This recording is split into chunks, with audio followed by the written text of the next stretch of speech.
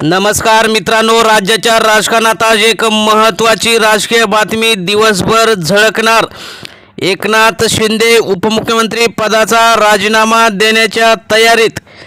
गेल्या 3 ते 4 दिवसापासून राज्याचं राजकारण अशोक खरात या बंधुभावामुळे गाजत असताना 2 दिवसापूर्वी महिला आयोगाच्या अध्यक्षा रुपाली चाकणकर यांचा सुद्धा राजीनामा आला आणि त्यानंतर आता शिंदे गट सुद्धा अडचणीत येण्याची शक्यता वर्तवण्यात येत आहे। भाजपाने दिल्लीतून आदेश दिले आहेत की यासंबंधी जे असतील त्याविषयी एक महत्त्वाची बातमी आलेली आहे। कोणकोणते नेते अडचणीत येणार आहेत ते आपण सविस्तर बघणार आहोत। चॅनलवर जर तुम्ही नवीन असाल तर चॅनल सबस्क्राईब करून बेल आयकॉन प्रेस करा, म्हणजे तुम्हाला नवनवीन राजकीय घडामोडी बघायला मिळतील। आपण सुरुवात करूया की नेमकं काय झालेलं आहे। अशोक खरात प्रकरणामुळे राजकारण तापलेलं आहे। शिंदे यांच्या राजीनाम्याच्या चर्चांना उधाण। राज्याच्या राजकारणात सध्या मोठी खळबळ उडवणाऱ्या अशोक खरात प्रकरणामुळे शिंदे गट अडचणीत सापडल्याचे चित्र सध्या दिसत आहे। सोशल मीडियावर व्हायरल झालेल्या काही छायाचित्रांमुळे आणि राजकीय घडामोडीमुळे उपमुख्यमंत्री एकनाथ शिंदे यांच्या राजीनाम्याच्या शक्यतेबाबत चर्चा जोर धरू लागलेली आहे। त्यामध्ये या प्रकरणाने केवळ राज्यातच नव्हे तर दिल्लीपर्यंत राजकीय वर्तुळात हालचाल निर्माण केलेली आहे। कारण अशोक खरात यांचे काही प्रभावशाली नेत्यांसोबतचे फोटो व्हायरल झालेले आहेत।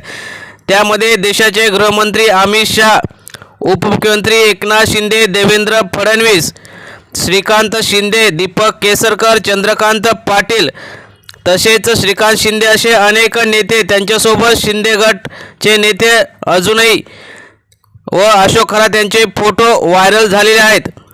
विरोधी पक्षांनी आरोप केला आहे की अशा व्यक्तीशी संबंध ठेवणारे नेते सत्तेत असल्यामुळे सरकारची प्रतिमा खराब होत आहे।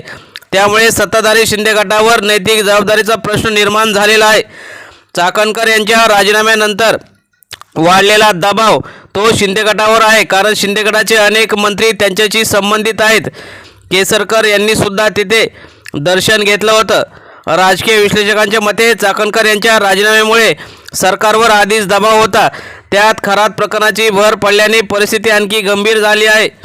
शिंदे गटातील काही नेत्यांची नावे या प्रकरणात समोर आल्याने पक्षाच्या प्रतिमेला धक्का बसत आहे, तसेच सरकारची प्रतिमासुद्धा मलिन होत आहे। त्यामुळे दिल्लीतून शिंदे यांच्या राजीनाम्याची तयारी झाल्याचं चित्र समोर आलेलं आहे।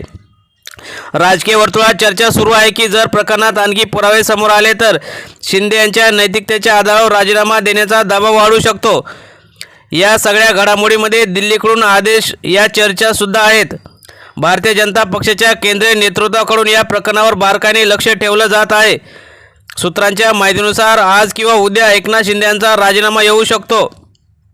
विरोधी पक्षांनी या प्रकरणावर सरकारला कोंडीत धरले आहे, त्यामुळे लवकरच शिंदे राजीनामा देऊन आपली जी नैतिक जबाबदारी ते दाखवू शकतात। त्यामुळे भाजपाने दिलेल्या आदेशाने आता एकनाथ शिंदे काय करतात या प्रकरणाचे परिणाम दूरगामी असू शकतात। शिंदे गटातील अंतर्गत मतभेद वाढू शकतात। भाजप आणि शिंदे गटातील जो संबंध अगोदरच ताणलेला होता तो यापुढे काय होणार। एकनाथ शिंदे यांचं पक्ष आणि चिन्हसुद्धा लवकर जाण्याची शक्यता आहे। त्या अगोदर शिंदे यांचा राजीनामा आला तर त्यांच्या हातून पक्ष आणि चिन्ह जाईलच, परंतु त्यांच्यासोबतचे लोकप्रतिनिधी जे निवडून आलेले आमदार खासदार आहेत ते सुद्धा भाजपमध्ये जाण्याची शक्यता वर्तवण्यात येत आहे। त्यामुळे चाकणकर यांच्या राजीनाम्यानंतर शिंदेंना सुद्धा राजीनामा द्यावा लागू शकतो व त्यामुळेच आता भाजप आणि शिंदे गट यापुढे काय निर्णय घेतं याकडे लक्ष लागलेलं आहे।